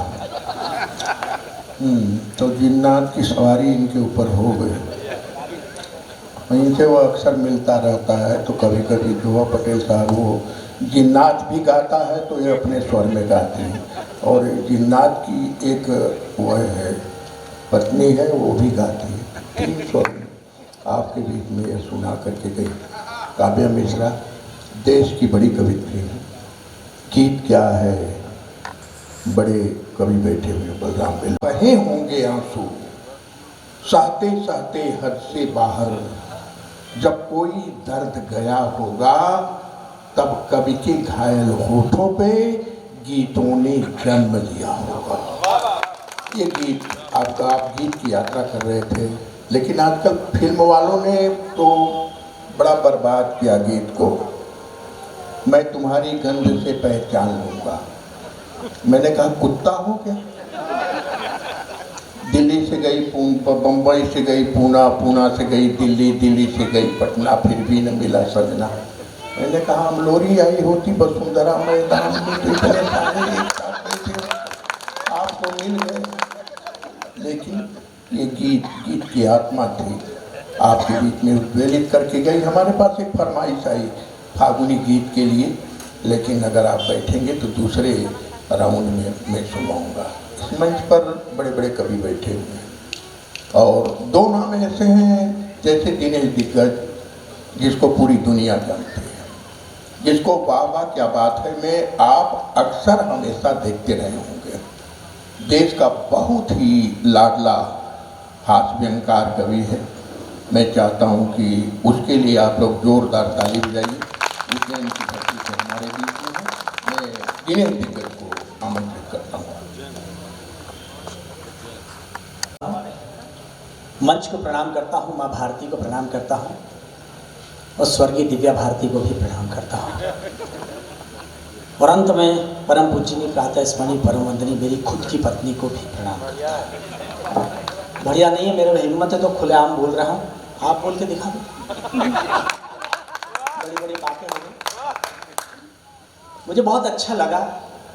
रेस्पेक्टेड जीएम सर बैठे हुए हैं, बलराम जी बैठे हुए और अग्रिम पंक्ति में सभी बड़े लोग बैठे हुए। मैं उतना नहीं सुनाऊंगा जितना इन लोगों ने सुनाया, लंबी लंबी कविता सुनाई, मैं नहीं सुना। आप लोगों को शर्म नहीं है? बड़ी बड़ी कविता इतना नहीं सुनाओ, उतना सुनाओ जितना जरूरी है, उतना सुनाओ। क्या मतलब? जीएम सर, मुझे याद है कि एक कवि सम्मेलन में एक कवि ने इतनी लंबी कविता पढ़ी, इतनी लंबी कविता पढ़ी कि आगे की पंक्ति में एक दादाजी बैठे थे 90 साल के, वो फिर थे, वो है से थे में बदल गए, वहीं से ले जाना पड़ा। मुकदमा चला, जज ने पूछा क्या हुआ? अरे बोले सर इस कवि ने इतनी लंबी कविता पढ़ी कि हमारे दादाजी खत्म हो गए। जज ने कहा कवि तूने जघन्य अपराध किया है, तुझे तो फांसी की सजा होगी, कोई अंतिम इच्छा हो तो बता। कवि बोला वही वाली कविता सुनाने का मन कर रहा है, कहो तो सुना दूं, इसलिए लंबी मत सुनाओ, उतनी सुनाओ जितना जरूरी है। अच्छा फिर दूसरा मुझे समझ में नहीं आया, ये अमलोरी है, यहाँ पर प्यार मोहब्बत के गीत सुना है, प्यार के गीत सुना है। अच्छा सर आप तो पोएट हैं, सर आप एलीट क्लास, आप तो एडमिनिस्ट्रेटर हैं, आप जानते हैं कि प्यार में जितना झूठ बोला जाता है उतना कहीं नहीं बोला जाता। सातों सागर समा गए हैं इस यौवन के ज्वार में, हाउ इज इट पॉसिबल? अब सोच के देखो, सातों सागर समा गए इस यौवन के ज्वार में। अरे तू कवित्री है कि अगस्त ऋषि है? इनको ताली वाली बजा दो, इनको भी 3 चुल्लू लगे थे पीने में। बोले इतना झूठ मत बोलो यार, वो प्यार में जितना झूठ बोला जाता है वहीं पर पेड़ फिसला मझधार में तू गई क्या हुआ? जब तेरे को मालूम है वहाँ इतनी काई है तो तुझे जाना ही नहीं चाहिए। और अमलोरी में तुम कविता सुना रही हो, यहाँ के कण कण में, एक एक कण में प्यार है। पाटिल साहब एक एक कण में प्यार है। आप तो सेनापति है श्रमिकों के, आप एक एक कण में प्यार है। मैं साबित करता हूँ, जो टैक्सी मुझे लेने के लिए भेजी सिंगरौली, टैक्सी ड्राइवर तक कवि था। मेरी शक्ल देख के बोला आप अमलोरी कवि सम्मेलन में जा रहे हो एनसीएल में? मैंने कहा हाँ। बोले वहाँ तो जीएम सर आएंगे, सब बड़े बड़े लोग आएंगे। मैंने कहा हाँ। बोले मैं भी कवि हूँ। जिस शहर में जिस परियोजना का टैक्सी ड्राइवर भी कवि है, वहाँ क्या कविता सुनाओगी तुम? उसने क्या शेर सुनाया? टैक्सी ड्राइवर, दिल के अरमा आंसुओं में बह गए, वो उतर के चली गई, हम घेर बदलते रह गए। उसका धंधा भी फंस गया। क्या प्यार मोहब्बत की बात करें, इतना झूठ बोला जाता है प्यार में, जितना झूठ बोलते उतना कहीं नहीं बोलते। वहां से हम निकले आगे, वो जयंत कोलरी, जयंत माइंस के आगे, वहां पर चाय वो दुकान वाले को रोक दिया। बोले सर गेस्ट हाउस अभी बराबर रेडी नहीं हुआ, कल्याण गेस्ट हाउस इतना अभी रेडी नहीं हुआ, अभी गेस्ट हाउस में टाइम है, आप चाय पी लीजिए। चाय वाले ने पंक्तियां देखना, चाय वाले ने मेरी मेरी शक्ल देखी, शक्ल देख के बोला सर आप तो वाह वाह क्या बातें में आते हो, वही हो ना दिनेश दिग्गज। मैंने कहा हाँ। बोले सर मैं भी कवि हूँ। मैंने कहा जहाँ का चाय वाला तक कवि है सर, वहाँ मैं क्या कविता सुनाऊंगा? मैंने कहा तूने क्या सुना है? सर रमावतार त्यागी से लेकर आज तक सारे गीतकारों को सुना अपन ने। वियोग श्रृंगार का ऐसा दृश्य मैंने आज तक नहीं देखा। कुलगुरु बैठे हुए हैं, वियोग श्रृंगार जिसमें श्रृंगार ऐसा जिसमें धंधा भी फंस गया। चाय वाले ने क्या शेर सुनाया, कमाल कर दिया। चौथी पंक्ति पीछे तक तालियां आनी चाहिए कि हम उनके लिए सितारों की चादर तानते रह गए, वो किशन लाल के साथ भाग गई और हम चाय छानते। ये प्यार की स्थिति है। क्या होगी प्यार की स्थिति?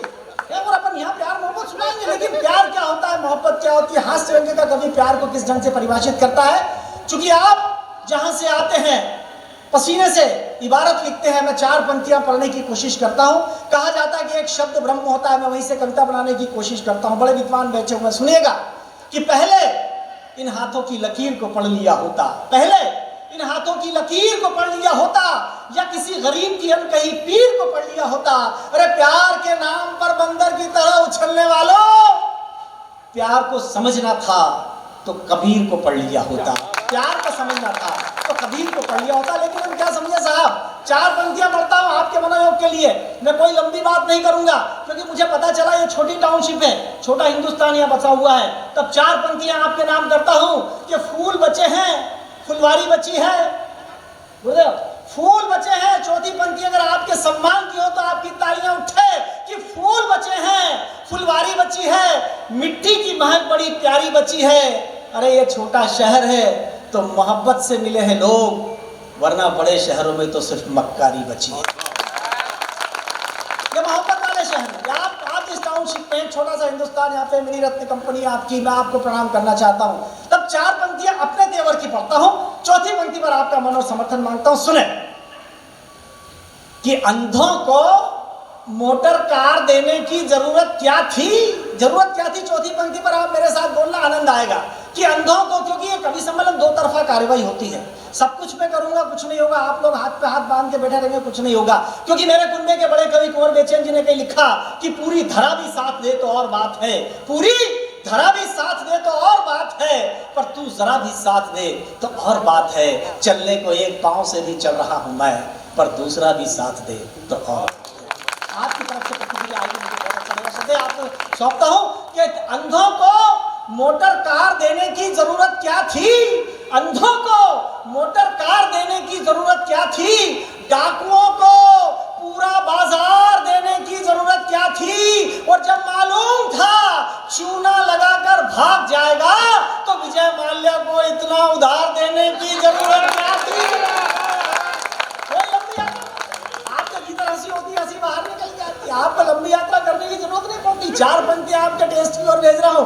अब वो एक बदला एक भाईजान सुनना, एक बदला एक अलग अलग जमीन पर तैयार किया। सुनेगा कि रास्ता बंद है तो आता कहां से है? सस्पेंस, शायरी में सस्पेंस।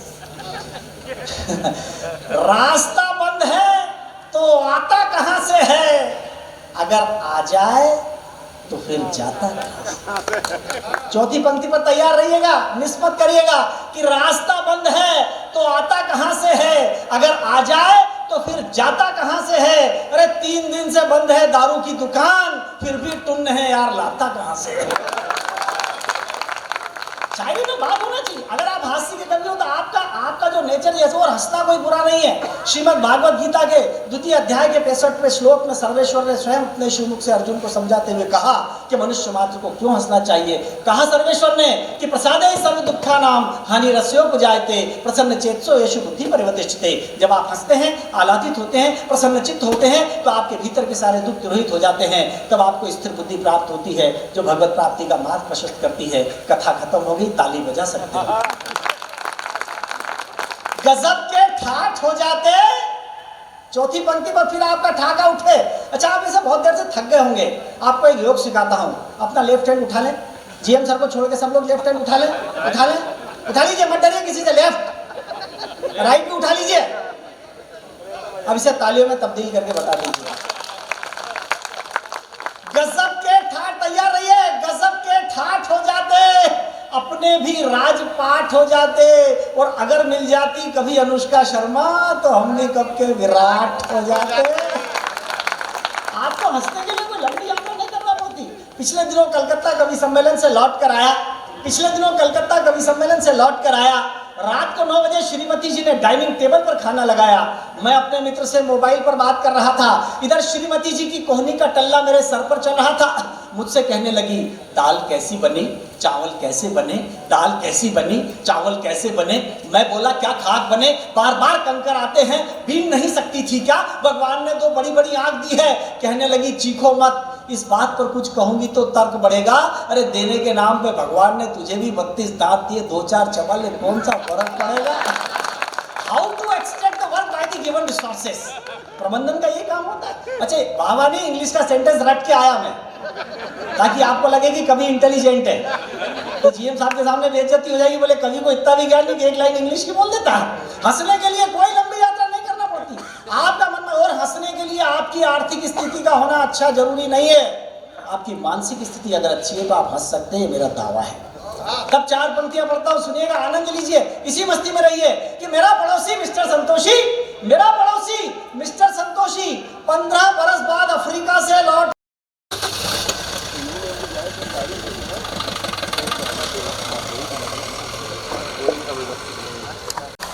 उनके द्वारा सरस्वती की प्रतिमा पर श्रद्धा से जाएगा, शुरुआत की जाएगी। महाप्रबंधक अमलोरी क्षेत्र एवं हमारे विभागाध्यक्ष, आप सभी से आग्रह की कृपया मंच पे आएं और श्रद्धासुमन अर्पित करें। महाप्रबंधक अमलोरी क्षेत्र आपसे आग्रह की कृपया आप मंच पे आएं। हमारे साथ में हमारे जेसीसी मेंबर से भी आग्रह की कृपया शुरुआत करें, इसका उद्घाटन करें, इसका आगाज करें। महाप्रबंधक महोदय द्वारा दीप प्रज्वलित किया जा रहा है। साथ में हमारे श्रमिक संघ के प्रतिनिधिगण, जेसीसी मेंबर, साथ में हमारे विभिन्न विभाग के विभागाध्यक्ष, साथ में हमारे राष्ट्रीय एवं अंतर्राष्ट्रीय स्तर के कविगण, आप सभी के द्वारा दीप प्रज्वलित किया जा रहा है।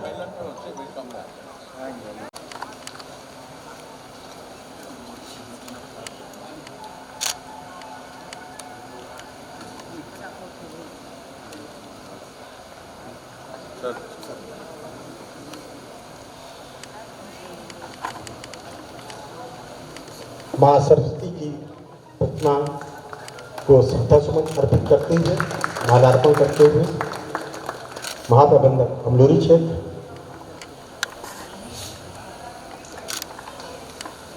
अखिल भारतीय कवि सम्मेलन में आज हमारे बीच हैं डॉक्टर कमलेश राजहंस जी, श्री स्वामी जी और डॉक्टर काव्या मिश्रा। महाप्रबंधक महोदय से आग्रह है कि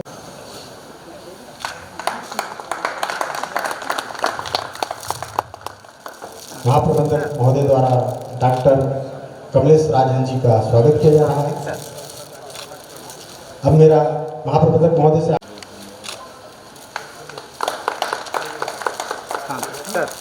महाप्रबंधक महोदय द्वारा श्री सुरेंद्र यादव जी का सम्मान किया जा रहा है। महाप्रबंधक महोदय से आग्रह है कि सम्मान करें, उनका अभिनंदन करें। महाप्रबंधक महोदय द्वारा श्री दिनेश दिग्गज जी का 7 श्रीफल एवं बुके से स्वागत किया जा रहा है। महाप्रबंधक महोदय से आग्रह है कि श्री डंडा बनारसी जी का,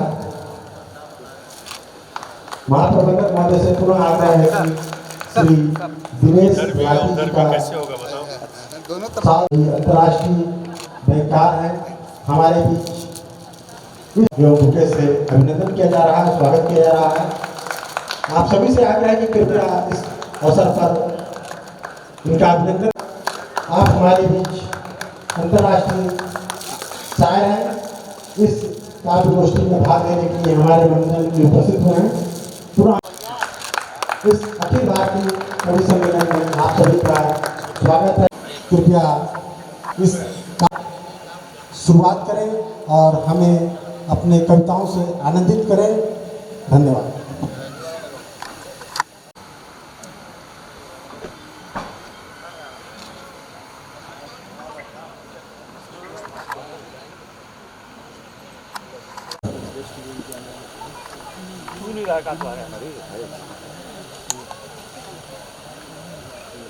अपने एनसीएल लमलोरी के राष्ट्रीय ध्वजवाहक महाप्रबंधक राजीव कुमार साहब, एसओपी राजेश चौधरी जी, काव्य प्रबंधक राजू चौरासी जी, फाइनेंस मैनेजर मनोज कांत झा जी, सोमेश बंसल जी, श्रमिक सेनापति निधि कुमार जी, डीपी पटेल जी, अमर सिंह जी, जेपी शुक्ल जी और कवि सम्मेलन का इसके पूर्व में संचालन कर रहे मतलू खान जी। अभी डीएम साहब कह रहे थे कि संख्या बहुत कम है, संख्या बहुत है। कविता भीड़ की चीज नहीं होती, कविता नीड की चीज होती है।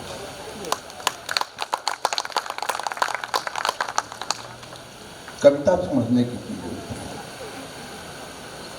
सोए हुए राष्ट्र के ऊपर खून की छींटे छिड़क कर कविता जगाती है। भूखे की भूख का एहसास वक्त को कविता कराती है।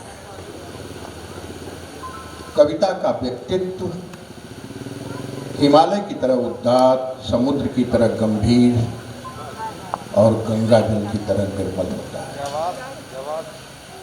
कविता संस्कार में बाएं चलने की तमीज सिखाती है। कविता समझदार लोगों के लिए पथ प्रदर्शन का काम करती है। संख्या कम है, 33 करोड़ देवता हैं। सारे देवताओं के दर्शन एक साथ नहीं होते। श्रम के देवता हमारे सामने बैठे हुए, जिनसे इस राष्ट्र का अलाद चक्र उद्भासित हो रहा है। मैं अपने सामने बैठे हुए जिंदा दिल श्रम के योद्धाओं को सलाम करता हूं।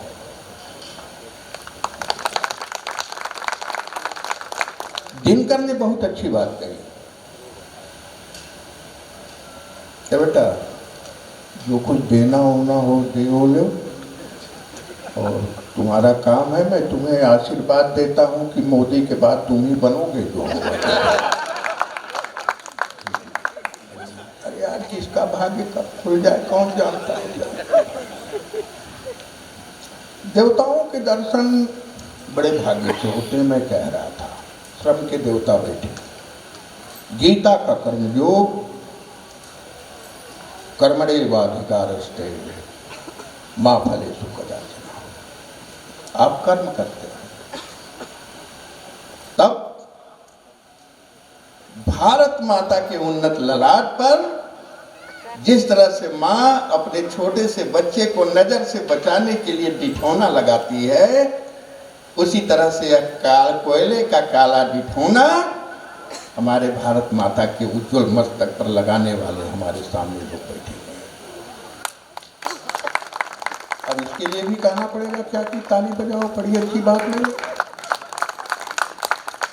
आपकी जिंदा दिली का सबूत आपको देता हूं। दिनकर ने कहा था कि आरती लिए तू किसे ढूंढता है मूर्ख। मंदिरों, मस्जिदों, राज प्रासादों और बुतखानों में देवता कहीं सड़कों पे गिट्टी तोड़ रहा, देवता मिलेगा खानों और खलिहानों में। क्या है जिंदा दिली आपकी? मुफ्त में मिल जाती है फिर भी नहीं खाते, मुफ्त में मिल जाती है फिर भी नहीं खाते। वसुंधरा जी, मुफ्त में मिल जाती है फिर भी नहीं खाते। ये शहर है, बच्चे यहाँ मिट्टी नहीं खाते। ये शहर है, बच्चे यहाँ मिट्टी नहीं खाते और सो जाते हैं फुटपाथों पे अखबार बिछाकर। मजदूर कभी नींद की गोली नहीं खाता। सो जाते हैं फुटपाथों पे अखबार बिछाकर, मजदूर कभी नींद की गोली नहीं खाते।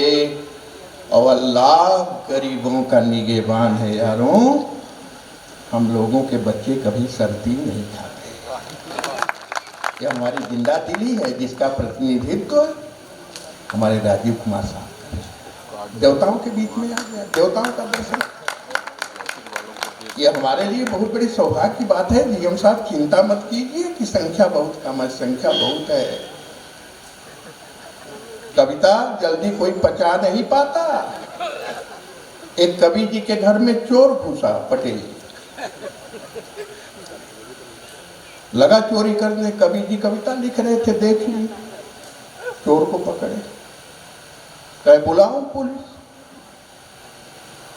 लगा प्रणाम करने, नहीं कवि जी छोड़ दीजिए, गरीब आदमी।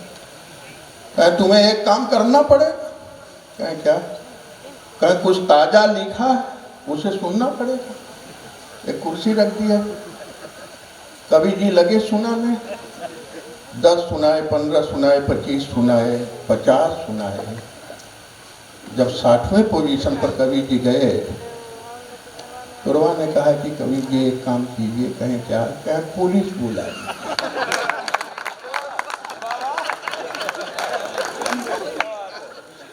भैया कविता सुनना बहुत मुश्किल है, लेकिन ये जो बैठे हुए हैं ये कागज की तलवार से काट रहे हैं वक्त की नजाकत। ये जो बैठे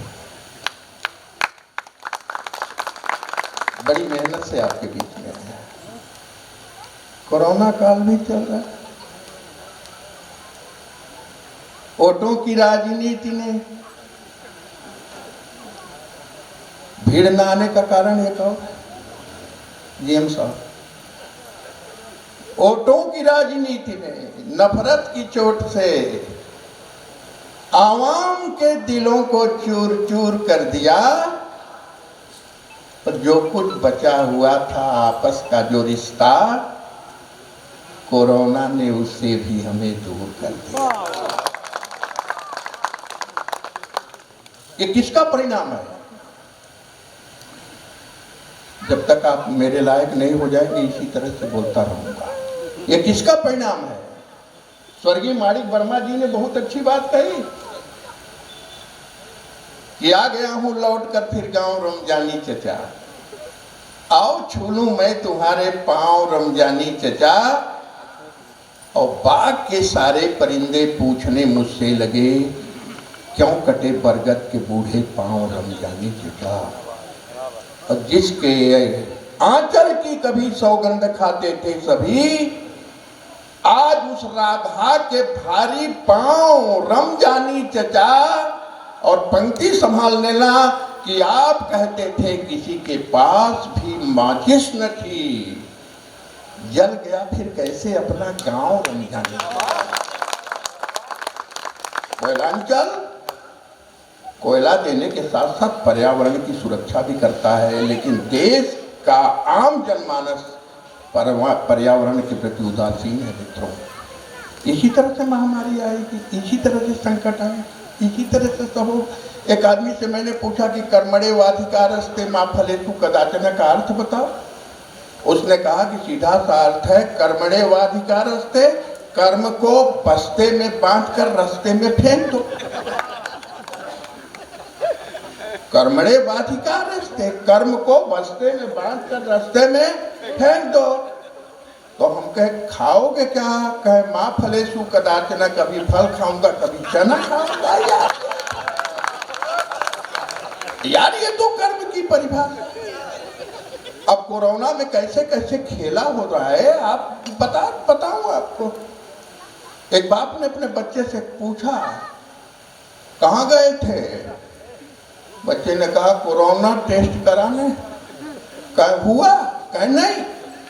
कहा क्यों? कहा डॉक्टर 5,000 मांग रहा था। तो कहा तूने क्या किया? कहा मैं डॉक्टर के मुंह पर जोर से छींक दिया। तो कहा फिर? कहा फिर चल दिया। कहा फिर क्या?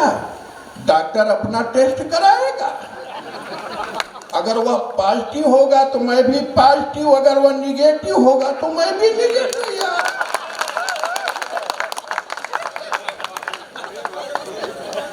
ये कोरोना है, आप हमारे लायक हो गए हैं, कवियों को सुनना है। और जैसा कि मतलूब खां साहब, मतलूब खां बहुत अच्छा नाम है सर।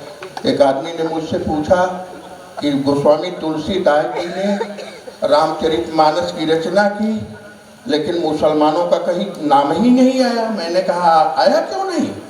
कहा कैसे? मैंने कहा आया, इमरान खान है, शूरपणखा, खां लगा हुआ है कि नहीं लगा हुआ? उसी तरह से हम मतलूब खां थे, बहुत अच्छा संचालन करके गए। एक बार माँ के सम्मान में जोरदार ताली बजाइए। कहना चाहता हूँ कि दर्द में कविता उगाना सीख लो तुम।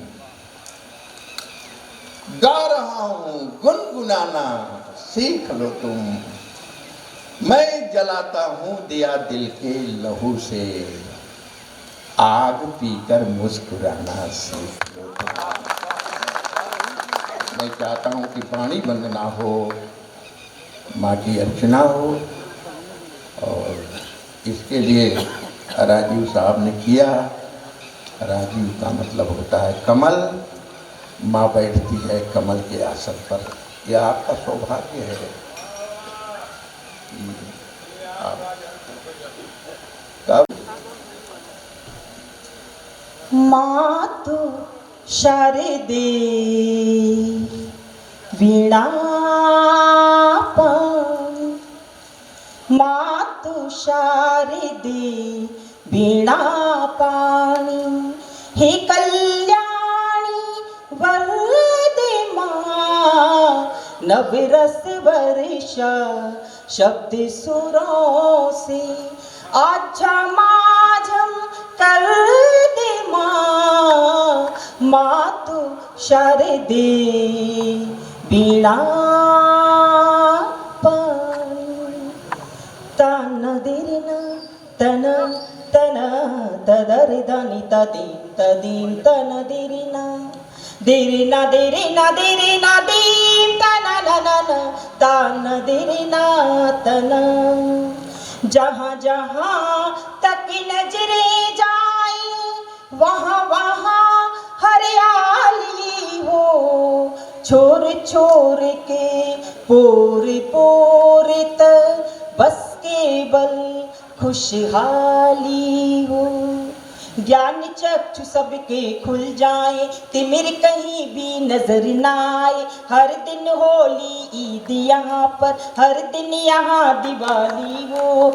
जिनकी झोली खाली खाली, जिनकी झोली खाली खाली, सब खुशियों से भर दे माँ। नवरस वर्षा शब्द सुरों से आज झमाझम कर दे माँ। दिदि दिता निता ना ना ना ना ना दिरि ना दिदि दीम दीम दीम दीम दीम दीम दीम त्रदे ना द्रे ना द्रे ना द्रे ना दीम तना ना ना तान दिरि ना तना। तो पीड़ा का सागर पी करके विधिरिचा लिख जाएंगे, अधर अधर पर अक्षर धर धर मुस्काने बिखराएंगे। तेरी वीणा की तानों पर झूमेंगे सब नाचेंगे, जब तक सांस रहे जीवन में तब तक गीत सुनाएंगे। वाणी पुत्रों के अधरों को, वाणी पुत्रों के अधरों को तू सामर्थ्य प्रखर दे माँ। नवरस वर्षा शब्द सुरों से आज झमाझम कर दे माँ। दि दि दि ता नि ता ना ना ना ना ना दे रे ना दि दि दि दीन दीन दीन दीन दीन दीन ता दे ना दे ना दे ना दे दीन ता ना ना। तो सात सुरों वाली सरगम में नौरस की झंकार करो और शब्द शब्द में शंखनाद हो, शमशीरी टंकार भरो। हम तेरे सुत तू है साता, कलम समाओ आकर माता। कमलासन से कलमा संत, चरण धरो उद्धार करो। काव्या की जिब्हा पर आकर, तो काव्या की जिब्हा पर आकर अपना आसन धर दे माँ। नवरस वर्षा शब्द सुरों से आज झमाझम कर दे माँ, आज झमाझम कर दे माँ, आज झमाझम कर दे माँ।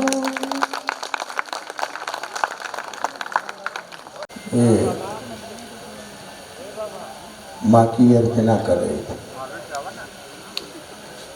काव्या मिश्रा जी, और मालकोश में कर रही थी। माँ से वर मांग रही थी। बड़ा बुरा लगा मुझे। एक महिला पहुंची माँ के पास, बोली कि माँ वर दे, माँ वर दे। माँ प्रकट हो गई, बोले एक ठो मिला है उसी से काम चलाओ, ज़्यादा वर की जरूरत नहीं। लेकिन कवित्रियाँ मांगने लगती हैं वर। सोमेश खाली है अभी, दादी उदी नहीं हुई, और फाइनेंस मैनेजर भी है बढ़िया। लेकिन इतनी सुंदर सरस्वती वंदना मालकोश में, और लोग गाते हैं 2-2 घंटे तक लोग उठ करके चले जाते हैं। एक संगीतकार गा रहा था, एक आदमी से बर्दाश्त नहीं हुआ, डीएम साहब। उन्होंने कहा कि भाई साहब आपने आग राग बहुत अच्छा सुनाया। कहे आग राग? कहे हाँ। कहे आग राग तो होता ही नहीं, मालकोश होता है, आसावरी होता है, भैरवी होता है, बिहाग होता है, दरबारा होता है, आग राग तो नहीं होता। कहे नहीं, आग राग आपने गाया। कहे कैसे? कहे जितनी देर तक आप गा रहे थे मेरे शरीर का रोंवा रोंवा सुलग रहा था। तो आग राग आपने बहुत अच्छा सुना है, लेकिन कर्णप्रिय आवाज में ये वाणी वंदना हुई। मैं भी माँ से मांगना चाहता हूँ, आपको साथ लेकर मांगना चाहता हूँ कि माँ समंदर का जर्फ दे मुझको और तूफान की रवानी दे। शत्रुओं का उतार दूं पानी, मेरी तलवार को पानी दे। माँ समंदर का जर्फ दे मुझको और तूफान की रवानी दे। शत्रुओं का उतार दूं पानी, मेरी तलवार को पानी दे। और सांस टूटे भले मेरी माता, जंग में दिल न टूटने पाए। और हाथ कट जाए तो कट जाने दे, तेरा दामन न छूटने पाए। हाथ कट जाए तो कट जाने दे, तेरा दामन न छूटने जाए। माँ का स्थान बहुत ऊंचा है, माँ की वंदना हुई। माँ हमें संस्कार देती है। अगर छप्पर से गिर जाए तो लौकी सूख जाएगी। अगले कवि के लिए, पहले कवि के लिए पृष्ठभूमि बना रहा हूँ। अगर छप्पर से गिर जाए तो लौकी सूख जाएगी। अगर पानी नहीं बरसा तो खेती सूख जाएगी। बस इतनी बात पे माँ शहर जाने को नहीं राजी। अगर वो गांव छोड़ेगी तो तुलसी सूख जाएगी। ये है माँ का संस्कार। माँ का संस्कार देकर की गई। ये काव्य मित्र, एक कवि को मैं आपके बीच में बुलाना चाहता हूँ। बड़े दिलफेक इंसान है। अभी आएंगे तो आप उन्हें देखेंगे तो आप सोचेंगे कि खान से निकल करके आ रहे हैं। गाने के लिए ये इंटर कॉलेज में प्रवक्ता, दिलफेक आदमी है। 14 तारीख को वैलेंटाइन डे के दिन एक महिला से इन्होंने कहा कि सुनिए जाने मन, महिला रुक गई, कहें कि आप मेरे मन मंदिर की मूरत है। महिला ने चप्पल निकाली। इन्होंने कहा कि चप्पल क्यों निकाल रही हैं? कहा कवि जी आपको पता नहीं है, चप्पल निकाल कर ही मंदिर में प्रवेश किया जाता है।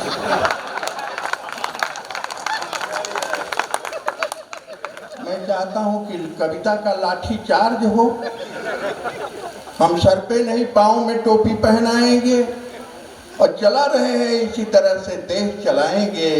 और कृष्ण हमारे पुरखे थे, बांसुरी बजाते थे, हम उनके कुलदीपक हैं, हम बांस बजाएंगे। मैं चाहता हूँ कि सियासत तक उठाया जाए और हमारे बीच में ये आदरणीय, परम आदरणीय, फादरणीय, अलौकिक व्यक्तित्व आदरणीय टंडा बनारसी जी के लिए एक बार आप लोग जोर